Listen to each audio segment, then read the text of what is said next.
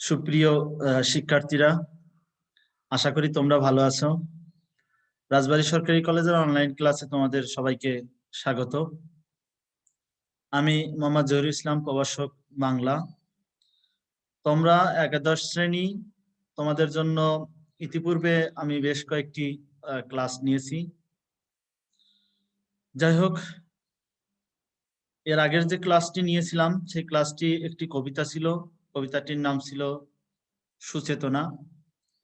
এই সুচেতনা বিষয়ে অর্থাৎ এই কবিতা সম্পর্কে আজকে দ্বিতীয় ক্লাস। আশা করি তোমরা সবাই ভালো আছো। করোনাকালীন সময়ে তোমাদের জন্য আমাদের এই ক্ষুদ্র প্রয়াস চলমান থাকবে। যদি আবার সরাসরি তোমাদের সাথে সাক্ষাৎ হয়, তখন হয়তো তোমাদের জন্য আরো ভালো কিছু করার চেষ্টা করব। তো আশা করি তোমরা সবাই ভালো আছো, সেই শুভ কামনা নিয়ে আজকে শুরু করছি। সুচেতনা কবিতাটির লেখক জীবনানন্দ দাশ সম্পর্কে গত ক্লাসে আমরা বেশ কিছু কথাবার্তা বলেছি। সেই জায়গা থেকে শুধু দুই একটি বিষয়কে একটু ইঙ্গিত করতে চাই। এর একটি হচ্ছে কবি আহসান হাবীবের সেই অস্ত্র কবিতার ভালোবাসা নামক অস্ত্রের যে প্রত্যাশা, সে কথাটি আমরা বলেছিলাম, নিশ্চয়ই তোমরা ভুলে যাওনি। আর মহাজাগতিক কিউরেটর এই গল্পে মানুষকে না নিয়ে পিঁপড়াকে নেওয়ার একটা প্রবণতা আমরা দেখেছিলাম। বলেছি এই মানুষকে না নিয়ে আসলে পিঁপড়াকে নেওয়ার মধ্যে কৃতিত্বটা কোথায়। তোমাদের মনে রাখতে হবে, আসলে মানুষ তখনই যখন মানুষের মধ্যে মনুষ্যত্ব বোধ থাকে, সুবিবেক বিবেচনা বোধ থাকে, শুভ বোধ থাকে, শুভ চেতনা থাকে, তখনই আসলে মানুষকে মানুষ বলা যায়। সুচেতনা কবিতাটিতে আমরা দেখব কবি জীবনানন্দ দাশ সেই শুভ চেতনা, সেই শুভ বোধ যা মানুষকে মানুষ হিসেবে প্রতিষ্ঠিত করবে, এই শুভ বোধটিরই প্রত্যাশা করেছেন। আর এই শুভ বোধ বা শুভ চেতনা অথবা সুচেতনাটির মানুষের মধ্যে প্রচন্ড অভাব, এই বিষয়টি কবি গভীরভাবে প্রত্যক্ষ করেছেন। আর সেই জায়গা থেকেই আসলে আমাদের জন্য একটি শিক্ষণীয় বিষয়কে উপস্থিত করেছেন সুচেতনা কবিতার মধ্য দিয়ে, যেটি হচ্ছে শুভ চেতনা, শুভবোধ, সুচেতনা আমাদের থাকতেই হবে। না হলে আসলে এই সুন্দর পৃথিবী সুন্দর থাকবে না। এই সুন্দর পৃথিবীকে আরো বেশি সুন্দর করতে হলে অবশ্যই এই প্রত্যয়টি আমাদেরকে বহন করতে হবে। যাই হোক, কবিতার মূল ভাব আমরা দেখলাম। সুচেতনা কবিতার মূল ভাব শুভ চেতনা বা শুভবোধ, যা মানুষকে মানুষ হিসেবে প্রতিষ্ঠিত করবে। এরপরে আমরা আসি, কবিতাটির অন্যান্য কিছু বিষয় রয়েছে যেগুলোকে আমরা এক একটি দিকের কথা বলতে পারি। যেমন আমরা গমূলক প্রশ্নের যখন জবাব দেই, উত্তর লিখি, তখন আমাদেরকে এরকম প্রশ্ন করা হয়ে থাকে, আসলে উদ্দীপকে এই সুচেতনা কবিতার কোন দিকটি প্রতিফলিত হয়েছে। আসলে একটি কবিতা, কবিতা মানেই হচ্ছে খণ্ড খণ্ড চিত্র। আমরা বারবার বলছি কবিতা মানেই খণ্ড খণ্ড চিত্র, অর্থাৎ সবগুলো চিত্রকে একত্রিত করলে একটি সামষ্টিক চিত্র পাওয়া সম্ভব। আমরা সেই দিকটি দেখব যে সুচেতনা কবিতাটিতে আসলে বেশ কিছু চিত্রের সম্মিলন ঘটানো হয়েছে, যে চিত্রগুলো সামষ্টিক রূপ দিলে আমরা একটি অনুভূতির জগতে প্রবেশ করতে পারি। তো সেই দিকগুলো কি হতে পারে, আমি অন্তত আমার নিজের দিক দিয়ে তোমাদেরকে সহজে বোঝানোর জন্য বেশ কিছু কথা লিখেছি। এই কথাগুলোই আসলে আমরা এক একটি দিক হিসেবে চিন্তা করতে পারি। যেমন সুচেতনা দ্বীপ বা নক্ষত্রের মতো দূরে অবস্থান। লেখক এই কবিতার, আমাদের এই কবিতার প্রথম দিকেই আসলে যে কথাটি বলেছেন, সুচেতনা সে দূরতম বা দূরতর একটি দ্বীপ, ঠিক বিকেলের নক্ষত্রের মতো। যেমন নক্ষত্র আমাদের থেকে অনেক দূরে, দ্বীপটিও আমাদের থেকে অনেক দূরে। অর্থাৎ এই সুচেতনা এবং সামষ্টিক আমি বা আমাদের মধ্যে একটি দূরত্ব বজায় থেকে চলছে, বা আমাদের মধ্যে এক ধরনের বিচ্ছিন্নতা কাজ করছে। এই বিচ্ছিন্নতাটা অনেকটাই বড়, অনেক বেশি প্রলম্বিত, এটাই বোঝানো হয়েছে। এটি একটি দিক। এরপরে বলবো কবিতার মধ্যে পড়তে গেলে আমরা দেখব পৃথিবীতে রক্তপাত, হাঙ্গামা, দাঙ্গামা, যুদ্ধ, বিগ্রহ, কষ্ট, জর্জরিত এই পৃথিবী। আসলে পৃথিবীতে রক্তপাত, যুদ্ধই শেষ কথা নয়, এ কথাটিও কবি বলেছেন। এ কথা দিয়ে এটা বোঝা যায় আসলে কবি অত্যন্ত আশাবাদী। কবি একটি সুন্দর পৃথিবীর প্রত্যাশা করেন, যেখানে তিনি অত্যন্ত জোরের সাথে বলতে পারেন, জোরালো ভাবে বলতে পারেন, পৃথিবীতে রক্তপাতই বা যুদ্ধ বিগ্রহই শেষ কথা নয়। এরপরে আমরা দেখব কবি এরকম একটি দিকের উল্লেখ করেছেন যে পৃথিবী একটি সংকটকাল অতিক্রম করছে। এই বিষয়টিকে সংকটকাল হিসেবে সরাসরি শব্দটি ব্যবহার না করে কবি লিখেছেন পৃথিবীর গভীর অসুখ। আমরা দেখব আসলে অসুখ পৃথিবীর কি, এই অসুখটিকেই পৃথিবীর একটি সংকট কাল বলছি আমরা। পৃথিবী অর্থাৎ দ্বিতীয় বিশ্বযুদ্ধের পরবর্তী থেকে পৃথিবীতে আমরা যদি একটু খেয়াল করি তাহলে দেখব অনেকগুলো সংকট পৃথিবীকে একদম আষ্টে পৃষ্ঠে বেঁধে রেখেছে। এই এই যে পৃথিবীর সংকট, এই সংকটকে আমরা গত ক্লাসে বলেছিলাম পৃথিবীর এই মানুষগুলোই মানুষের উপর বোমা মারছে, এই মানুষগুলোই নদীগুলোকে দূষিত করেছে, এই মানুষগুলোই বিল্ডিং তৈরি করার সময় বিল্ডিং এর রডের পরিবর্তে বাঁশ দিচ্ছে, রাস্তায় রডের পরিবর্তে বাঁশ দিচ্ছে। এই শিক্ষিত এই ভদ্র মানুষগুলোকে যখন বড় একটি দায়িত্ব দেওয়া হচ্ছে, ব্যাংকের দায়িত্ব দেওয়া হচ্ছে, ব্যাংক খালি করে দিচ্ছে, বনের দায়িত্ব দেওয়া হচ্ছে, পুরা বনটাই খেয়ে ফেলছে। আসলে সত্যিকার অর্থে পৃথিবী অনেক বেশি গভীর অসুখে আক্রান্ত। এটিকেই আমরা বলছি পৃথিবী একটি সংকটকাল অতিক্রম করছে। সুন্দর একটি পৃথিবীর জন্য আসলে সুন্দর একটি পৃথিবীর জন্য অনেকেই তাদের মূল্যবান জীবন উৎসর্গ করেছেন। আমি দুঃখিত যে পৃথিবীর জন্য এই যে অনেই নয়, এটা অনেকেই হবেন। সুন্দর একটি পৃথিবীর জন্য অনেকেই তাদের মূল্যবান জীবন উৎসর্গ করেছেন, এটা আমরা দেখেছি। পৃথিবীর শুরুর দিকেই যদি বলি, সেই সক্রেটিসের কথা, যাকে হেমলতার রস খেয়ে মেরে ফেলানো হলো। আমরা তার কথা যদি বলি, কোপার্নিকাস, যে কিনা বলেছিল যে পৃথিবী সূর্যের চারিদিকে ঘুরছে। আসলে এদেরকে পাগল বলা হয়েছিল, বাতুল বলা হয়েছিল। এই মানুষগুলোর সহ আরো পৃথিবীতে জানা অজানা অনেক মানুষই রয়েছেন যাদেরকে আমরা মনীষী বলতে পারি, যাদের মধ্যে মনুষ্যত্ব বোধ ছিল, যারা নিজের ব্যক্তিগত জীবনের কথা চিন্তা করেননি, সামষ্টিক চিন্তা করেছেন, সমষ্টির জন্য কাজ করেছেন। সেই মানুষগুলোর মূল্যবান জীবন উৎসর্গের কারণেই আজ পৃথিবী হয়তো যতটা সুন্দর হয়েছে এতটা সুন্দর হতো না তারা যদি জীবন দান না করতেন।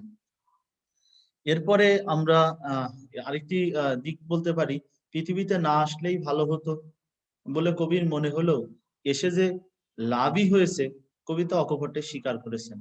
আসলে এই পৃথিবীর আগেই বলেছি গভীর অসুখ, পৃথিবীর একটি সংকটকাল, মনুষ্যত্বের সংকটকাল। কবি এই মনুষ্যত্বের সংকটকাল অথবা সুচেতনাবিহীন পৃথিবীকে দেখেছেন, খুব কাছ থেকে দেখেছেন।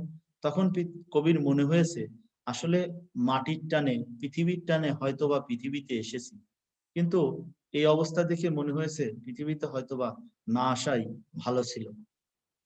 তারপরেও কবি স্বীকার করেছেন এসেই যেহেতু পড়েছি, আসলে এসে লাভই হয়েছে। কেন? কারণ হচ্ছে এ পৃথিবীতে শুধুই তো রক্তপাত, যুদ্ধ, হাঙ্গামা দাঙ্গামা, এটাই শেষ কথা নয়, এটাই শেষ নয়।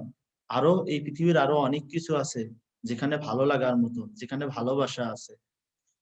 আমরা যদি একটু উদাহরণ দেই তাহলে আমরা দেখব কবিগুরু রবীন্দ্রনাথ ঠাকুরের সেই কবিতার চরণদ্বয়ের দিকে, যে আসলে বাড়ির পাশের শিশির বিন্দু, আমরা শিশির বিন্দুকে না দেখে আমরা অনেকেই টাকা খরচ করে দূর দেশে অনেক কিছু দেখতে যাই। কবি ঠিকই বলেছেন যে আসলে হয় নাই দেখা দুই পা ফেলিয়া বাড়ির পাশেরই সেই শিশির বিন্দু। এই যে শিশির বিন্দু, সকালের প্রভাতের শিশির বিন্দু দেখার মধ্যে যে ভালো লাগা, যে সৌন্দর্যের উপলব্ধি, এটি আসলে ভাষায় প্রকাশ করা যাবে না, এটি বলে বোঝানো যাবে না। কবিও এই জন্য বলেছেন যে পৃথিবীতে না আসলে ভালোই, না না আসলে হয়তো ভালোই হতো, কিন্তু এসেও লাভ হয়েছে। কেননা পৃথিবীর এই যে অকৃত্রিম ভালোবাসার সৌন্দর্য, এটি তিনি উপলব্ধি করতে পেরেছেন। এরপরে যদি আমরা দেখি, অন্ধকার দূর হয়ে যেমন সূর্য উদয় হয়, তেমনি সুচেতনাও ফিরে আসুক, এটাই কবির প্রত্যাশা। অন্ধকার বলতে আমরা আবারও ফিরে যাচ্ছি পৃথিবীর গভীর অসুখ, পৃথিবীর সংকটকালীন সময়। এই সময়টা হয়তো একসময় দূর হয়ে যাবে। কিভাবে দূর হবে? কবি প্রত্যাশার সুরে বলেছেন যে আসলে যেভাবে সূর্য বেলা শেষে আবার পরের দিন উদয় হয়, বেলা শেষে অস্ত হয়, বেলা শেষে আবার একটা সময় সূর্য উদিত হয়। তো যাই হোক, এই যে সূর্য আমাদেরকে একটা আশা দিচ্ছে, সূর্য আলোকিত রৌদ্র করজ্জ্বলতা সৃষ্টি করছে, এটা কিন্তু কারোর একার জন্য নয়, সবার জন্য। কবিও প্রত্যাশা করেছেন সুচেতনা ফিরে আসবে এবং সেটা সবার মধ্যেই বিরাজ করবে। তখনই আসলে এই পৃথিবীর অগ্রযাত্রা আরো বেশি আহ আরো বেশি প্রগতিশীল হবে, আরো বেশি অগ্রগামী হবে। এই পৃথিবী আরো সুন্দর থেকে আরো সুন্দরতম হবে। যাই হোক, আমরা কবিতাটায় চলে আসতে চাই। কবিতা সুচেতনা। আমরা মূল কবিতাটি একটু পড়ে দেখতে চাই যে আসলে এর মধ্যে কি রয়েছে। কবিতার তোমাদের বই থাকলে তোমরা বইয়ের সঙ্গে মিলিয়ে দেখতে পারো। সুচেতনা। তুমি এক দূরতর দ্বীপ, বিকেলের নক্ষত্রের কাছে।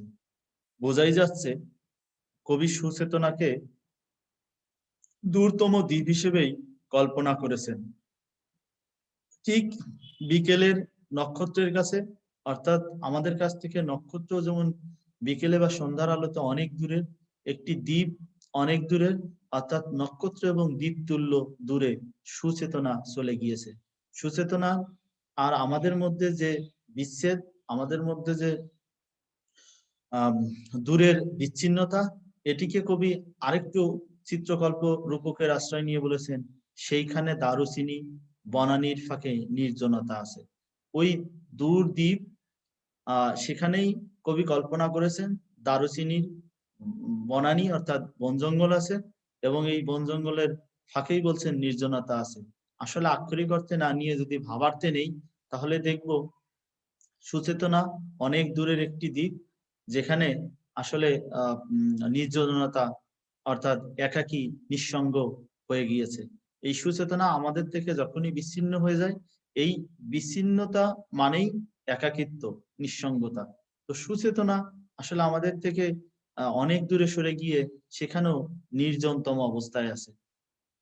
এরপরে আমরা যদি দেখি, কবি লিখেছেন এই পৃথিবীর রণরক্ত সফলতা সত্য।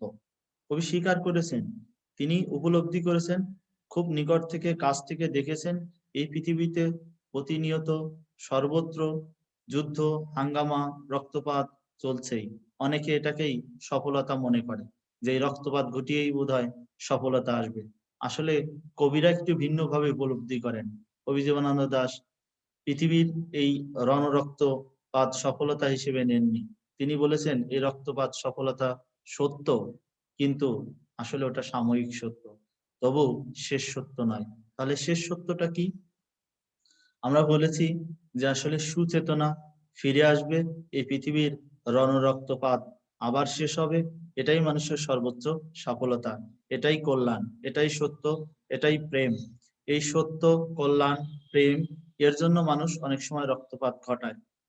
তো বলা হচ্ছে আসলে রক্তপাতই শেষ কথা নয়, সুচেতনার ফিরে আসাটাই আসলে শেষ সত্য। কবি খুবই আশাবাদী, অর্থাৎ এই চরণ দুটি দ্বারা কবির প্রচন্ড প্রত্যাশা, সুচেতনা আবার ফিরে আসবে। আজকে অনেক রুরো রৌদ্রে ঘুরে প্রাণ। কবি এরপরেই যেটি বলেছেন, আক্ষরিক অর্থে বারবার না নিয়ে আমরা বলেছি ভাবার্থে নিতে। আজকে অনেক রুরো রৌদ্রে ঘুরে প্রাণ, তার মানে আমাদের জীবনটা কখনোই সোজা সহজ সরল নয়। নদীর যেমন বাঁক রয়েছে, ঠিক তেমনি ভাবে জীবনেরও অনেক বাঁক রয়েছে, জীবনেরও বাঁকে বাঁকে মোড় ঘুরতে পারে। এটি বোঝানো হচ্ছে আজকে অনেক রুরো রৌদ্রে ঘুরে প্রাণ, আমাদের জীবনটাই অনেক সংকটকালীন সময় অতিক্রম করে সামনে এগিয়ে যায়। এরপরে দেখো, পৃথিবীর মানুষকে মানুষের মতো ভালোবাসা দিতে গিয়ে, আমরা আগেই বলেছিলাম যে আসলে এই কবিতায় কবি মানুষকে অনেক বেশি প্রাধান্য দিয়েছেন। এই পৃথিবীরই অনেক মানুষই এই পৃথিবীকে সুন্দর করতে গিয়ে, সুন্দরের আরেকটি নামই দেওয়া হয়েছে ভালোবাসা দিতে গিয়ে, এই পৃথিবীকে ভালোবাসতে গিয়ে, এই পৃথিবীকে আরো সুন্দর করতে গিয়ে তিনি কি দেখেছেন? পৃথিবীর মানুষকে মানুষের মতো ভালোবাসা দিতে গিয়ে তবু দেখেছি, আমারই হাতে হয়তো নিহত ভাই বোন, বন্ধু, পরিজন পড়ে আছে। কবি অত্যন্ত হৃদয় দিয়ে উপলব্ধি করেছেন যে এই পৃথিবীকে সুন্দর করতে গিয়ে যারা, ভালোবাসা দিতে গিয়ে যারা নিহত হয়েছেন, আহত হয়েছেন, এরা কারা? এরা আসলে কবিরই ভাই বোন। যেমন আমরা একটা উদাহরণ দিতে পারি, আজকের এই আমেরিকা যে দেশগুলোর উপর বোমা মারছে, হয়তো বলে যে সন্ত্রাসকে নির্মূল করার জন্য তারা বোমা মারছে, কিন্তু আসলে যাদেরকে মারতেছে তারা কি সবাই সন্ত্রাস? নয়, সবাই সন্ত্রাস নয়। কিছু মানুষ হয়তো সন্ত্রাস, আর বেশিরভাগ মানুষই ভালো। কিন্তু এই ভালো এবং মন্দ, অর্থাৎ সন্ত্রাস এবং ভালো লোক, এরা সবাই তো আমাদের ভাই বোন। কবি এইভাবেই উপলব্ধি করেছেন। অর্থাৎ পৃথিবীতে যারা ভালো কাজ করছেন, জীবন উৎসর্গ করছেন, আবার যারা হয়তো সন্ত্রাসী হয়ে মৃত্যুবরণ করছেন, তারা কেউই কবির কাছে পরজন নয়, সবাই খুব কাছের, ভাই বোনেরই তুল্য। এরপরে আমরা যদি দেখি, বলা হচ্ছে পৃথিবীর গভীরতর অসুখ এখন। তো পৃথিবীর গভীর থেকে গভীরতর অসুখ এখন এই এই সময়টার কথাই বলা হচ্ছে, যে পৃথিবীর গভীর থেকে গভীরতর অসুখ এখন। সেই অসুখটা কি? আসলে আমরা বলছি পৃথিবী নানাবিধ সমস্যায় জর্জরিত। এই নানাবিধ বা সংকট কাল, এই সংকটময় মুহূর্ত, এই সংকটকেই বলা হচ্ছে পৃথিবীর গভীরতর অসুখ। আমরা দুই একটি উদাহরণ দিয়েছি, যেমন পৃথিবী আজকে মহামারীতে আক্রান্ত, এটিও পৃথিবীর একটি অসুখ। কারণ মানুষ যখন সমষ্টি করতে ভালো নেই, তখনই বুঝতে হবে পৃথিবীও ভালো নেই। আর এরপরের লাইনে কবি বললেন, মানুষ তবুও ঋণী পৃথিবীর কাছে। কেন পৃথিবীর কাছে মানুষ মানুষ পৃথিবীর কাছেই কেন ঋণী? আসলে এই পৃথিবী তো মানুষকে অনেক কিছু দিয়েছে। আবার মনে রাখতে হবে, এই মানুষই পৃথিবীকে অনেক কিছু দিয়েছে। এই পৃথিবীর মানুষগুলো সমষ্টি করতে পৃথিবীরই রূপক, পৃথিবীরই পরিপূরক। পৃথিবী যেমন মানুষকে ঋণী করেছে, মানুষও পৃথিবীর কাছে অনেক বেশি ঋণী। যেমন উদাহরণ হিসেবে বলতে পারি, আজকের যে সভ্যতা আমরা গ্রহণ করি, আজকে যে সভ্যতার সুখ স্বাচ্ছন্দ্য আমরা উপলব্ধি করি, আসলে এই সুখ স্বাচ্ছন্দ্য আনতে গিয়ে পৃথিবীর অনেক মনীষী, অনেক জ্ঞানী, অনেক বিজ্ঞানী, অনেক আহ ভালো মানুষ পৃথিবীতে আসলে তাদের কাজ করতে গিয়ে জীবন হারিয়েছেন। তার মানে এই যে জীবন দিয়ে অবদান রেখে গিয়েছেন, আজ আমরা সভ্যতার সুখ উপভোগ করতেছি। আজকে আমরা ঠিকই এই পৃথিবীর মানুষগুলো, যে মানুষগুলোর কথা বললাম, তাদের কাছে ঋণী। আবার পরোক্ষভাবে বলতে পারি, আমরা আসলে এই পৃথিবীর কাছেই ঋণী। এরপরে আমরা দেখব, কবি বলছেন সুচেতনা এই পথে আলো জেলে, এ পথেই পৃথিবীর ক্রমমুক্তি হবে। কোন পথে? আসলে এই যে সংকটকালীন পথ, এই পথেই সুচেতনা ফিরে এসে আবার আলো জ্বালাবেন, এবং সেই আলোই পৃথিবীর ক্রমান্বয়ে মুক্তি হবে। মুক্তি কোথা থেকে হবে, কেন হবে? কারণ আমরা বলেছি পৃথিবীর গভীর থেকে গভীরতর অসুখ, অর্থাৎ পৃথিবীর একটি সংকটময় মুহূর্ত। পৃথিবীর যে বাধা বিঘ্ন, যে অন্যায় অবিচার, এইগুলো থেকেই একসময় পৃথিবীর মুক্তি ঘটবে। অর্থাৎ এই সমষ্টি করতে মানুষেরই মুক্তি ঘটবে, পৃথিবীরই জয়লাভ হবে, সমষ্টি করতে মানুষেরই জয়লাভ হবে। কিভাবে হবে? আমরা বলেছি, কবি বলেছেন সুচেতনা ফিরে আসতে হবে। সুচেতনাই একমাত্র পৃথিবীর ক্রমমুক্তি ঘটাতে পারে। এরপরে কবি বললেন, সে অনেক শতাব্দীর মনীষীর কাজ। আমরা যে কথাটি একটু আগেই বললাম, পৃথিবীর ক্রমমুক্তি হবে কিভাবে হবে? নিশ্চয়ই শত মনীষী, জ্ঞানী, বিজ্ঞানী, এদের অবদান থাকতে হবে। তাদের ক্ষুদ্র ক্ষুদ্র অবদানেই তো পৃথিবী আজ অগ্রগামী। আজকের এই পৃথিবী, আজকের এই সভ্যতার উপভোগ করার পিছনে শত মনীষীর শত অবদান রয়েছে। সেই শত মনীষীর শত অবদানের ফলেই পৃথিবীর ক্রমমুক্তি হবে। এরপরে দেখো, বলেছে এ বাতাস কি পরম সূর্য করোজ্জ্বল। অর্থাৎ এই বাতাস সূর্য, এগুলোকে আক্ষরিক অর্থে না নিয়ে যদি একটু ভাবার্থে নেই, এ বাতাস কি পরম সূর্য করোজ্জ্বল। অর্থাৎ এই বাতাস, সূর্যের আলো, এ সবগুলোই কোনো বিশেষ ব্যক্তির জন্য নয়, এগুলো সবগুলোই সকল মানুষের জন্য। অর্থাৎ মনীষীরাও যখন কাজ করেন, তখন এরকমই সমস্ত পৃথিবীর মানুষের জন্যই করেন, তারা ব্যক্তি বিশেষের জন্য করেন না। সূর্য যেমন আলো দেয়, বাতাস যেমন অক্সিজেন দিচ্ছে, প্রতিটা মানুষই গ্রহণ করছে। সূর্য আলো দিচ্ছে, প্রতিটা মানুষই গ্রহণ করছে। এগুলো আসলে সবার জন্য, সামষ্টিক অর্থে সবার জন্য। সেই সুচেতনাও যখন তার পথে আলো জ্বলাবে, তখন ঠিক এরকমটাই হবে, এই বাতাস এই সূর্যের মতোই। এরপরে দেখো, প্রায় ততদূর ভালো মানব সমাজ আমাদের মতো ক্লান্ত ক্লান্তিহীন নাবিকের হাতে গড়ে দেব, আজ নয় ঢের দূর অন্তিম প্রভাতে। একটু খেয়াল করলেই দেখবে আসলে এই যে মনীষীরা, এদেরকে আমরা এক একজন নাবিক তুল্য বলতে পারি। কেননা জাহাজেরও একজন নাবিক থাকে, যে কিনা জাহাজকে গন্তব্যে পৌঁছে দেয়। এই গন্তব্যে পৌঁছাতে হলে সুদক্ষ নাবিক হতে হয়, খুব আশাবাদী নাবিক হতে হয়, খুব বিজ্ঞ হতে হয়। এই এক একজন মনীষীকে লেখক বলেছেন নাবিক, এবং এই নাবিকেরাই একসময় এই পৃথিবীর মানব সমাজকে ভালোভাবেই গড়ে দেবে। তো বলছেন যে আজ নয় ঢের দূর অন্তিম প্রভাতে, অর্থাৎ সেটি রাতারাতি সম্ভব নয় একটি ভালো মানব সমাজ গড়ে তোলা। তার জন্য শত মনীষীর শত অবদান লাগবে, এবং সেটা সময়ও লাগবে। আজকে নয়, আরো আরো সময়ের এক সময় দূর অন্তিম প্রভাতে হবে। অর্থাৎ একটি নির্দিষ্ট সময়, একটা বড় একটি সময়ের পরে শত মনীষীর শত অবদানের ফলেই একটি ভালো সমাজ অথবা অনেকগুলো ভালো সমাজ গড়ে উঠবে, যারা কিনা নাবিকের মতো কাজ করবেন। এবং লেখক বলেছেন যে সেই নাবিকের হাতেই গড়ে দেব, অর্থাৎ মনীষীরাই নাবিকের চালিকা শক্তি হিসেবে কাজ করবেন। এরপরে দেখো, কবি তার আক্ষেপের কথা বলছেন, ক্ষোভের কথা বলছেন, দুঃখের কথা বলছেন, বিষাদের কথা বলছেন। মাটি পৃথিবীর টানে মানব জন্মের ঘরে কখন এসেছি। লেখক আসলে একটু বিস্ময়ের সাথেই বলেছেন যে মাটি পৃথিবীর টানে মানব জন্মের ঘরে এসেছে, কখন এসেছি। অর্থাৎ কোন একটি সময়ে লেখক এই মাটি পৃথিবীর টানেই মানব জন্মের ঘরে এসেছেন। হয়তো আজকে নয়, কালকে, হয়তোবা আরো অনেক আগে। কারণ আমরা জানি জেনেটিক্যালি আজকের এই মানুষ আমি এখানে, কিন্তু আমার জেনেটিক্যালি জিনগত কারণ আছে। এই জিনগত ব্যাপারটি আজকে নয়, হয়তো হাজার হাজার কোটি কোটি বছর আগেই পৃথিবীতে এসেছে। অর্থাৎ কোটি বছর আগেও যদি কল্পনা করি, তাহলে ধরে নেব এই আমি সেখানে ছিলাম। মাটি পৃথিবীর টানে মানব জন্মের ঘরে কবি বলেছেন কখন এসেছি, হয়তো তিনি জানেন না, হয়তো নিজের অজানার মধ্যেই চলে এসেছেন।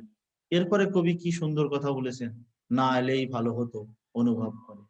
কেন অনুভব করে? কারণ পৃথিবীর গভীর থেকে গভীরতর অসুখ, পৃথিবীর যে ভালো নেই, এই না থাকাকে কবি অনুভব করেছেন, এবং অনুভব করেই বলতে পেরেছেন যে মনে হয় না এলেই ভালো হতো। তারপরেও কবি বলেছেন যেহেতু চলেই এসেছি, অর্থাৎ এসে যে গভীরতর লাভ হলো সেসব বুঝেছি, শিশির শরীর ছুঁয়ে সমুদ্র জল ভরে। আমি তোমাদের একটু আগেই বলেছিলাম যে কবি আসতে চান নাই, কিন্তু চলে এসেছেন। আসার পরে আবার বলছেন তার গভীরতর লাভ হয়েছে। কিভাবে হয়েছে? শুধু পৃথিবীতে হাঙ্গামা দাঙ্গামা রক্তপাতি নয়, এটাই শেষ সত্য নয়। এর পাশেও আরেকটি সত্য আছে, যেটি পৃথিবীর অনেক কিছুতেই প্রকাশ পায়। আমরা একটি উদাহরণ দিয়েছিলাম যে কবিগুরু রবীন্দ্রনাথ ঠাকুরের মতে আসলে বাড়ির পাশের শিশির বিন্দুই তো দেখা হয়নি। যদি সুন্দর করে ওই শিশির বিন্দুর সৌন্দর্য উপলব্ধি করতে পারতাম, তাহলে হয়তো বুঝতে পারতাম পৃথিবীতে আসা আসলে সার্থকই হয়েছে।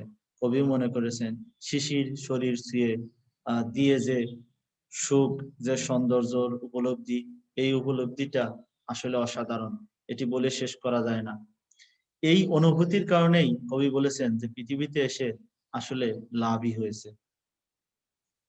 এরপরে দেখি কবি বলেছেন দেখেছি যা হলো, হলো মানে হইল, দেখেছি যা হইল হলো, হবে মানুষের যা হবার নয়।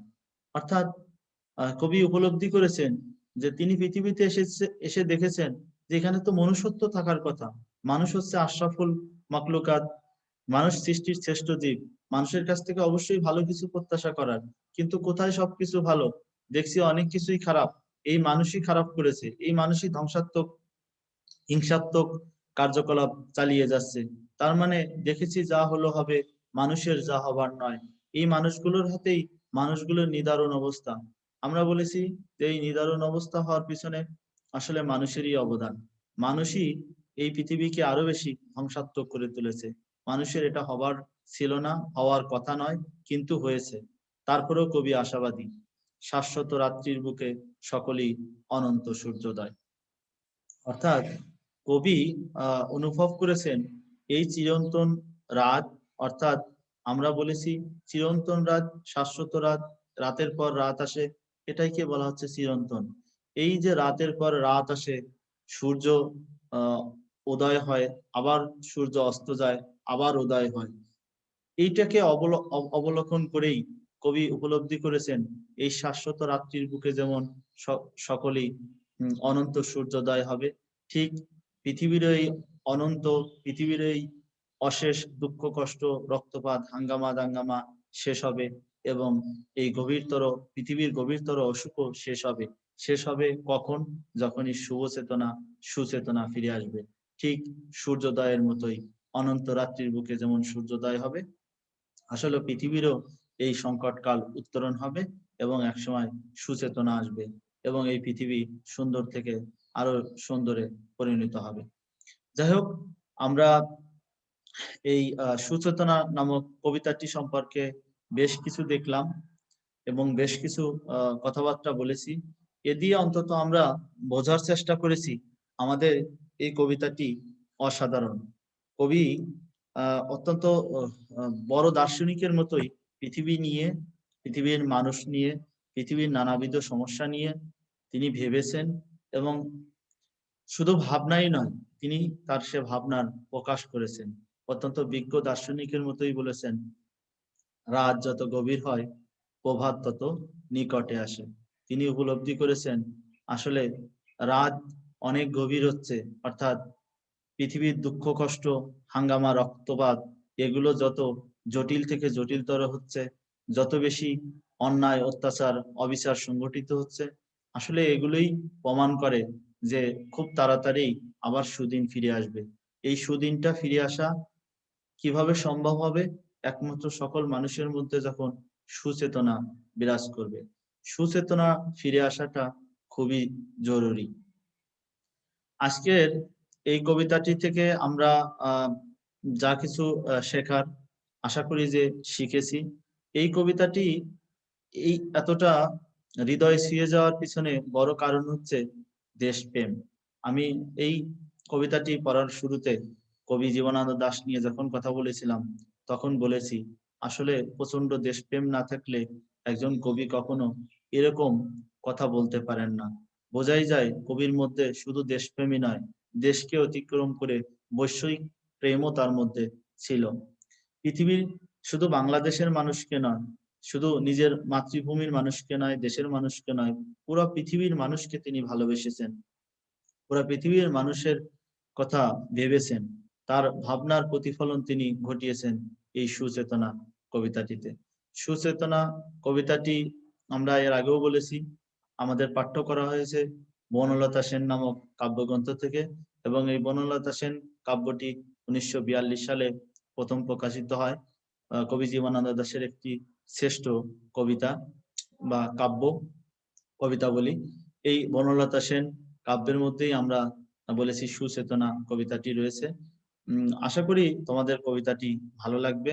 আগামী যে কয়দিন পরে তোমাদের পরীক্ষা হওয়ার কথা, তোমরা ইতিমধ্যেই সকল পরীক্ষার শিডিউল পেয়ে গিয়েছো। পরীক্ষা কিভাবে দিবে তারও একটা ট্রায়াল তোমরা ইতিপূর্বেই মনে হয় দিয়ে ফেলেছো, অথবা কয়েকদিনের মধ্যেই তোমরা একটা ট্রায়াল দেবে। তোমরা এই অনলাইন পরীক্ষায় আরো ভালো করো এবং করোনাকালীন সময় অতিক্রম করার পরে আমাদের সাথে তোমাদের সরাসরি দেখা হোক, সেই প্রত্যাশায়, সেই সেই আশা রেখে আমরা আজকের এই ক্লাসকে সমাপ্ত করছি। আগামী দিন আমি অন্তত তোমাদের এই সুচেতনা কবিতার থেকে অন্তত ক খ গ ঘ 4টি প্রশ্ন নিয়ে কিভাবে আলোচনা করা যায় সেগুলো নিয়ে দেখব, কেননা আমাদের অনলাইন পরীক্ষাটাই শেষ নয়। আমাদের সরাসরি যখন অফলাইনে পরীক্ষায় বসতে হবে, তখন তো আমাদের এই অনলাইনে পরীক্ষা দেওয়ার সুযোগ হবে না। তখন আমাদের কাজটা করতে হবে হচ্ছে গয়ের উত্তর কিভাবে দিতে হয়, এগুলো নিয়ে আমরা একটু আগামী ক্লাসে আলোচনা করব। তো সবাই ভালো থেকো। আল্লাহ হাফেজ।